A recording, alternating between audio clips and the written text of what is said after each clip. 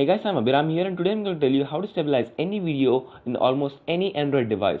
So for doing so you just need the Google Photos app, and this is just an example of a shaky video, and this is what we're going to transform into a silky smooth video.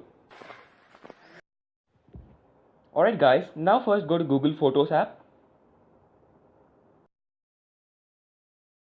Now select the video that you want to stabilize.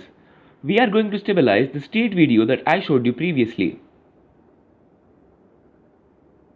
This is the one.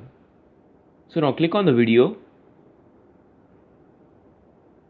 Then click on the edit icon between the share and delete icon.